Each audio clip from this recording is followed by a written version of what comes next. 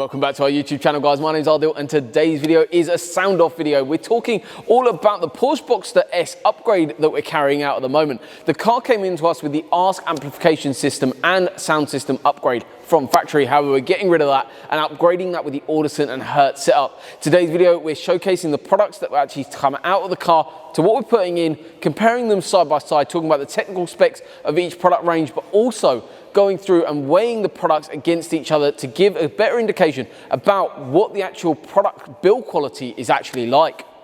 But before we get on to today's video, make sure you guys at home have subscribed to our YouTube channel because we've got a massive competition live on our channel at the moment. We're giving away a brand new PlayStation 5 as well as an Audison Prima amplifier. All the details are in the description below. However, let's get on with today's video. Let's start off then by weighing the higher frequency range, the tweeters. This is the Ask amplification tweeter that we've got here, weighing in at 34 grams. Then the Hertz Melee Pro weighing in at 64 grams. So what is the actual difference between these two products? Tweeters deal with higher frequency ranges that are very, very susceptible to actually being directional in a vehicle. The reason why we're using the Hertz Melee Pro range is because we want to sit in a stock location. Customers after a stock look system. It's exactly what we're achieving.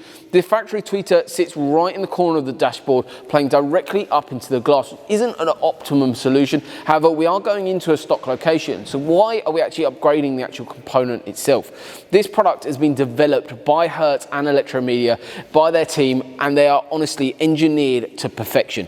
The Hertz Melee Pro range, every single element on this product, from the cable to the soldered joints that go onto the terminals, to even the actual grille itself, has actually been engineered and designed in a way to disperse sound waves across the vehicle very evenly. And we're actually going to be using the processing power to adjust sound in the vehicle and actually adapt this to make this sound absolutely incredible. So a massive difference. It's also got a neodymium magnet, which is going to make a massive difference to actually sonically in the vehicle of how the actual higher frequencies are going to perform and build a really nice soundstage in the vehicle. Now with the mid-ranges in the vehicle came in with the Ask amplification, which is a mid-level tier from Porsche Sound System on the Boxster S's. We've got the mid-range here weighing in at 214 grams.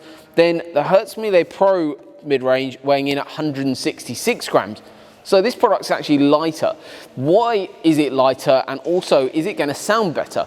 Obviously weight is a good indication of build quality, but now we're actually got to think about and compare the actual products side by side. Why is the difference? Why is it lighter over the actual Porsche system? The Porsche system, first of all, has a grille. Obviously the plastic does add weight to it, but also you've got to look, this is a plastic framework. No speaker with a plastic framework is going to perform brilliantly. This has a full metal chassis here, plus obviously the magnets, which is a big part of the system.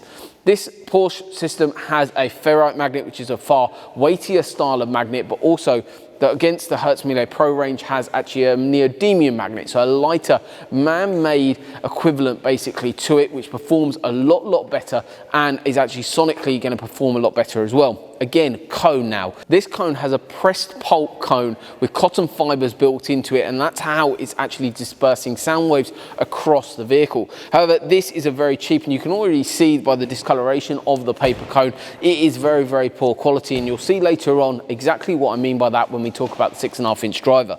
In terms of what the difference is, this is going to perform so much better because of how the terminals are placed, how the product's been designed, how the cone is designed, but also you see this rollover cone here. It's down for excursion of a cone, how much the cone can move backwards and forwards, producing more sound waves in the vehicle, and it's still going to make a massive difference upgrading that mid-range. But obviously that separation of sound is going to come from this product here in between the tweeter and the 6.5-inch driver. Moving on to the actual mid-bass in the vehicle. This is the Porsche system weighing in at 680 grams. Now over to the Hertz Melee Pro weighing in at 1,085 grams. However, this is a smaller component in actual form factor size in terms of the cone over the actual Porsche system. But why does it weigh more? Is that an indication of the build quality, or are they just using heavier materials?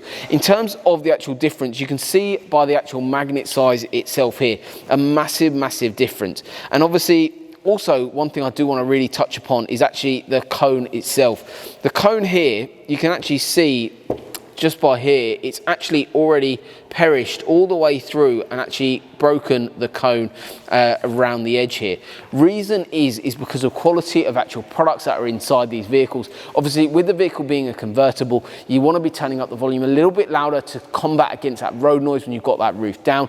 Obviously, that's working products a lot harder. The amplification system running the system obviously isn't designed to run really cheap paper cone design speakers like this. It sounds, even just moving the cone right now, it sounds absolutely awful. In terms of the quality of the product, it's never going to be or provide any form of decent mid-bass in the vehicle. So if you do own one of these and disappointed with the sound, you know exactly why. It's because of the actual component inside the vehicle. So this has a very, very small ferrite magnet, which actually weighs more than neodymium magnets, but in terms of the actual product itself, very, very poor quality in terms of the cone design, but also it's actually quite a shallow product. Obviously, mid-bass and bass is down to what's called excursion of a cone. How much a cone can move backwards and forwards, producing more sound waves in the vehicle and moving more air. This is a very shallow design. Obviously, the limitation of a paper cone, as well as this cheap rollover cone, how that sound actually moves backwards and forwards is going to be very, very limited. However, now moving on to a smaller product, actually a 6.5-inch woofer, actually going into the vehicle. We've got a larger magnet, obviously a far stronger chassis as well, being able to move that air a lot smoother in a lot more controlled manner. Again, the Hertz range is all developed in a very, very unique way to actually build a far better acoustic environment in the car. But obviously this rollover cone is far stronger, the cone is a lot stronger, the metal framework is also built in a far better way to make the actual movement of air, movement of sound waves, sound a lot better in the vehicle. So we are moving down in size, however, going to have a massive increase in actual mid-bass performance in the vehicle. All these products, as good as they are in terms of the Hertz range, how are they actually being powered? The original Porsche system was running off this small amplifier here. It's a Class D amplification. It is a very, very small, lightweight, very cheaply designed ASK amplification system that runs the Porsche setup. Obviously, with the quality of components, as you can see by even the breaking the cones at the moment, you know that this doesn't need much power to run these systems. What we're upgrading it with is the Audison Prima amplifier. Yes, it's still Class D amplification, but it's got a whole host of more features. Everything from terminals, connections, everything on it is incredible. But also, it's got 8 channels of amplification, so we can add a lot more power into the vehicle, giving you an increase in volume, increase in clarity, as well as increase in actual performance of each product. But it's also got a processor built into it as well, so we can control each element of each component that we're adding in, digitally equalize the system, bit tune the system, and also get the optimum sound out of the vehicle. It's going to make a massive difference having this product in there. If you do want to know a little bit more about how this amplifier is actually running these products, check it out up here. There's a full instruction video on Behind the Sound series on the Porsche Boxster S. It's going to be absolutely incredible, but this is going to sound absolutely phenomenal.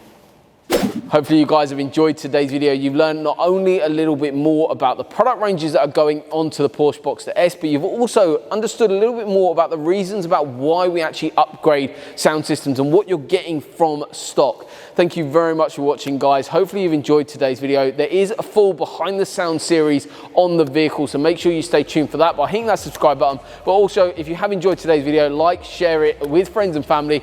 Otherwise, we'll see you next time.